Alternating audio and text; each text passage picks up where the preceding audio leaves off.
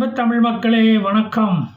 லெபனானில் ஒரு காலத்தில் அழிக்க முடியாத படை, அழிக்க முடியாத சக்தி என்று கருதப்பட்ட ஹிஸ்புல்லா இப்போ ஒரு புஷ்வானம் ஆயிட்டான்.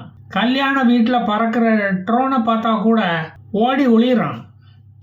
உன்னை போய் ஓட்டு போட்டு நாங்கள் தேர்ந்தெடுத்தோம் பாரு என்று ஹிஸ்புல்லாவை பார்த்த லெபனீஸ் மக்கள் தலையில் அடித்து கொண்டு போகிறார்கள். ஹிஸ்புல்லாவின் மறைவிடம், குறைவிடம், தலைமையிடம் எல்லாத்தையும் ட்ரோன் தாக்குதல் நடத்தி எந்திரிச்சு நடமாட முடியாமல் முடம் ஆக்குனா இந்த மாலை போட்டால் அவங்கள வரவேற்க முடியும்?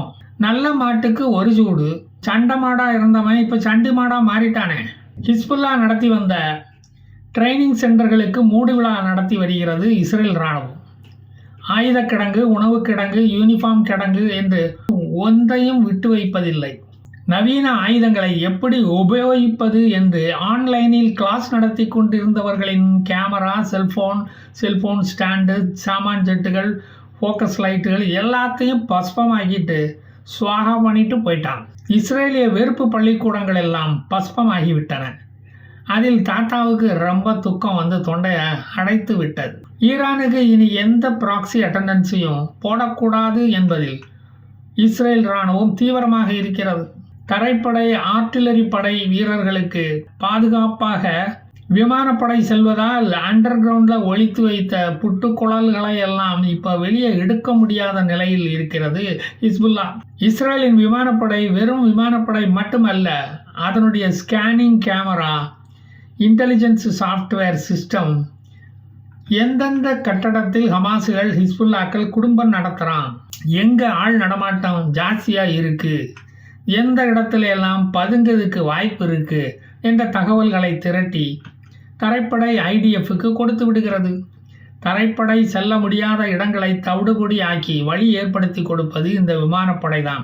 அரபு உலகத்தின் தலை சிறந்த மிலிட்டன்ட் என்று பேரும் புகழும் பெற்ற இந்த ஹிஸ்புல்லாவை பார்த்து இவ்வளவுதானா ஒன் பவர் என்று கோமினி கரடியே காரி துப்பிவிட்டது. இந்த தோல்விகளில் இருந்து ஹிஸ்புல்லா மீண்டு வர முடியவில்லை.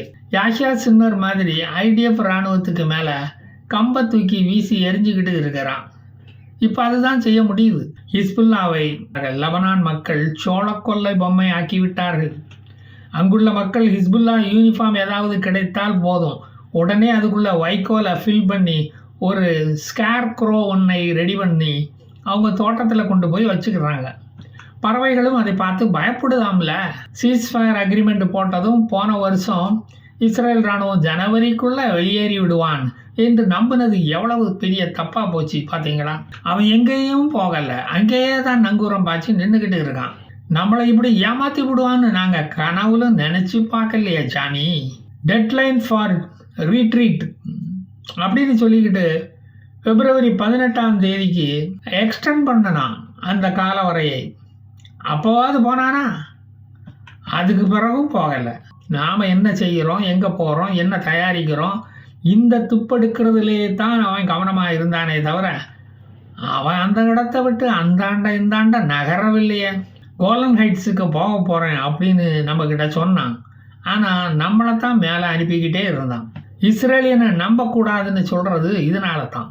கழுத்திலேயே கத்தியை வச்சு அழுத்துவான். நம்ப வச்சு கழுத்தை இருக்கிறதுலையே நம்பர் 1.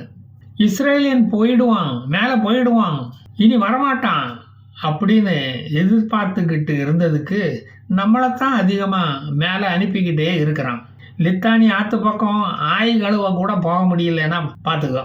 ட்ரோன் வந்து தாக்கிப்படுதே. ஈரானில் இருந்து ஆயுதங்களை ஏற்றிக்கிட்டு லெபனானுக்கு வந்த கப்பல்களை தாக்கி மூழ்கடிச்சிட்டான். தாத்தாவும் எத்தனை கப்பலை தான் நமக்கு அனுப்புவார். அவர் ஊத்தீசுகளை வச்சு தாக்குதல் நடத்தினதுக்கு, இஸ்ரேலிய கப்பல்களை தாக்கினதுக்கு இப்போ இந்த இஸ்ரேல் பழிக்கு பழி வாங்குகிறான்.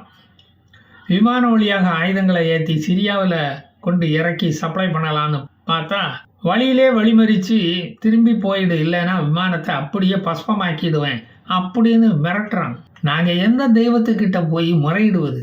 இப்படி எங்கள் பழப்பு எங்கே போனாலும் நாரிக்கிட்டே தானே இருக்குது. இன்னைக்கு senior Hezbollah terrorist Zakaria Yahya அல் காந்தி அவரை கொன்று பொங்கல் வச்சுருக்கான் ஐயா இந்த இஸ்ரேல் பைய. இதை எந்த ஐநா சபையில் போய் நாங்கள் சொல்கிறது? அவனோட வேற 2 சேவக்கோழிகளும் செத்து கிடக்குது.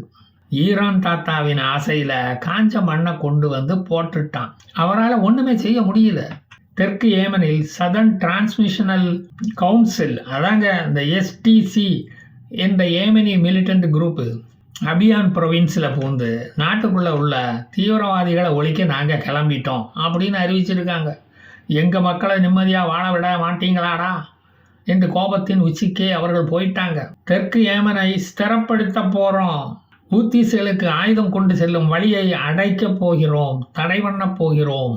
நீங்கள் எங்கள் டோல்கேட்டை தாண்டி போகணுமானா டோல் பே பண்ணாலும் நாங்கள் அதை விடமாட்டோம். உலகமெங்கும் உள்ள இஸ்லாமியர்களுக்கு ஏற்பட்ட களங்கத்தை நாங்கள் துடைக்கப் போகிறோம் என்று AK-47 ரைஃபிளோட கிளம்பிட்டாங்க ஐயா, கிளம்பிட்டாங்க. இதை பார்த்து மாவு கட்டு போட்டுக்கிட்டு படுத்துக்கிட்டு இருந்த ஊத்திசுகள் எல்லாம் நொண்டி அடித்து நொண்டி கொண்டே ஓடி ஒழிய ஆரம்பிச்சுட்டாங்க. உயிர் பிழைத்தால் போதும் என்று ஓடுகிறார்கள். மண்டை வறண்டு போய் கிடந்த ஈரான் தாத்தாவின் மண்டைக்குள்ள ஒரு பூகம்பமே வெடித்தது. ஏமன் கவர்மெண்ட் வசம் இருந்த ஹாத்ராமூத், அல் மகாரா இந்த பகுதிகளை எஸ்டிசி மிலிட்டன்ட் பிடித்து விட்டது. அங்கு அவர்களுடைய கடையையும் விரித்து விட்டார்கள். தெற்கு ஏமனில் அச்சுறுத்தலாக இருந்த அல் கொய்யா மரத்தை வெட்டி சாய்ப்பது இவர்களது நோக்கமாம். கொய்யா மரங்கள் மண்ணின் வளத்தை நாசப்படுத்திவிடும் என்று இவர்கள் சொல்லுகிறார்கள். நல்ல புத்தி வந்தா சரி.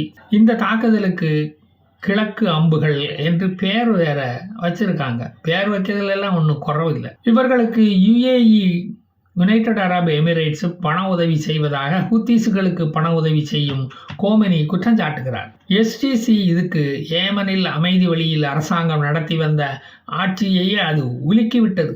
அல்கொய்யா மரங்களில் இருந்து பொலவென்று பல கொய்யாக்கள் உதிர்ந்தன. சவுதி அரேபியா தெற்கு ஏமன் அரசாங்கத்தை ஆதரிக்கிறது. யுனைடெட் அரபு எமிரேட்ஸ் எஸ்டிசியை ஆதரிக்கிறது. இதனால் சவுதி ஆதரவு படைகள் தெற்கு ஏமன் பார்டரில் இப்போது குவிந்துள்ளது. இன்னொரு காசா வாரை பார்க்கணுமா என்று இந்த எஸ்டிசி மிலிட்டன்ட்களை திரும்பி போக சொல்லுகிறது இந்த சவுதி. எஸ்டிசியோ 1990 வடக்கு தெற்கு ஏமன்களாக பிரிந்து கிடக்கும் நாம் ஒன்றிணைவோம் வா என்று இப்போது அழைக்கிறது. அப்புறம் நிச்சயம் விடியல் ஆட்சி வந்துவிடும் என்கிறது எஸ்டிசி. எஸ்டிசியின் இந்த முயற்சிக்கு உள்ளூர் மக்கள் ஆதரவு வேற இருக்கு. அவங்களும் லுங்கியை மடித்து கட்டிக்கிட்டு கொக்கு சுடுற துப்பாக்கிகளை எடுத்துக்கிட்டு அக்பரை கூப்பிட்டுக்கிட்டு கிளம்பிட்டாங்க. 2 துண்டா இருந்த ஏமன் 3 துண்டா ஆகாமல் இருந்தா சரி. தெற்கு ஏமனில் இருந்து சவுதி ஆதரவு படை இதுவரை அமைதியாக இருந்த எஸ்டிசியின் எழுச்சியை சற்றும் எதிர்பார்க்கவில்லை. அவர்களுக்கு வயாக்கிரகா கொடுத்தது இந்த யுனைடெட் அரபு எமிரேட்ஸ் தான் என்று அவர்கள் குற்றம் சாட்டுகிறார்கள். நாங்கள் சொல்வதை கேட்கவில்லை என்றால் எங்களுக்கு நாட்டை பிரித்து கொடுத்துடுங்க. நாங்கள் தனி குடித்தனம் நடத்திக்கிறோம். நாங்கள் தனியாக ஆண்டுகிட்டு போடுறோம். அதுதான் வழி. தனி நாடு உருவாக்க தயவு செய்து ஐநா சபையை மட்டும் கூட்டிட்டு வந்துடாதீங்க.